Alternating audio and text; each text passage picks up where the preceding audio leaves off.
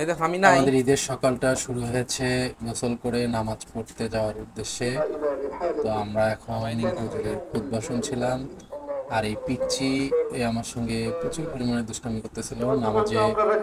সে প্রচুর পরিমাণে ডিস্টার্ব করেছে। তার প্রথম ঈদের জামাতের নামাজ এইটা। সেই প্রথম আমার সাথে নামাজ পড়তে গিয়েছিল। তো নামাজ শেষে আমরা আমাদের ঈদগাহ মাঠের সব এ শিশির কার্পেট যাবি না? এবং চটগুলো তুলে ফেলতেছিলাম, কমপ্লিট না? এবং আমি আমার বন্ধু শিশিরকে ডাকতেছিলাম একটু গোরস্থানে যাওয়ার জন্য। সেও কাজ করতেছিল এক্স ব্যাটালিয়ন আনসার। পাশাপাশি এখানে আরও ছিল আমাদের পাড়ার ছোট ভাই ব্রাদার ফ্রেন্ড সার্কেল। এটা সাগর, আমাদের পাড়ার ছোট ভাই।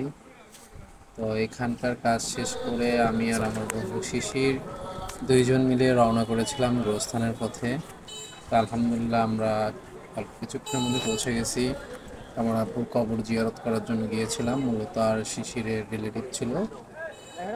সব কবরবাসীর উদ্দেশ্যে দোয়া করার জন্য আমরা আর কি গিয়েছিলাম সকালবেলায় নামাজ শেষ করে। তো অনুষ্ঠানে আজকে মোটামুটি হাজার মানুষের হাজার মানুষ। লোকের ভিড় ছিল, কারণ পাশে ঈদগাহ জামাত ছিল একটা। তারপরে আবার হচ্ছে হলো গোরস্থান মসজিদে ঈদের নামাজ হয়েছে। তো সব মিলে আজকে গোরস্থানের ভিতরে একদম প্রচুর পরিমাণে লোকজন ছিল, যারা তাদের আত্মীয় স্বজন মারা গিয়েছে তাদের জন্য দোয়া করার জন্য এসেছিল। ফাইনালি আমি এবং আমার বন্ধু শিশির দুজন মিলেই গোরস্থানের মধ্যে ঢুকতেছিলাম। একটু একটু একটু সাইড হয়ে দাঁড়ান, সবাই একটু সাইড হয়ে দাঁড়ান, লোকজন ঢুকতে দেন, বেরো হতে দেন না।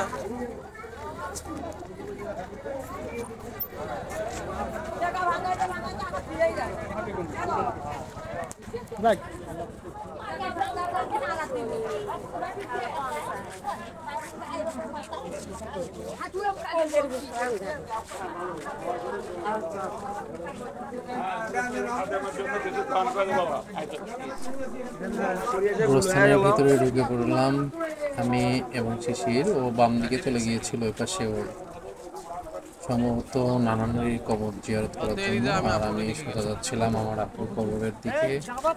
আজকে অনেক পরিমাণে, মানে প্রচুর পরিমাণে কয়েক হাজার লোক এই গোরস্থানের মধ্যেই ছিল। শুধু আমরা যখন গেছি তখন অলমোস্ট 9টা, সাড়ে 9টার মতো বাজবে। তখনও প্রচুর পরিমাণে ভিড় ছিল, বাট তার আগেও সকাল থেকে আর কি লোকজন আসা শুরু হয়েছিল এখানে। ফাইনালি আমি আমার আব্বুর কবরের দিকে যাচ্ছিলাম। আসলে আজকের এই ঈদের দিনে এই সময়টা খুবই হৃদয় বিদারক। যাদের স্বজন প্রিয়জন বাবা মা দুনিয়াতে নাই, শুধু তারাই একমাত্র জানে আসলে ঈদটা কেমন।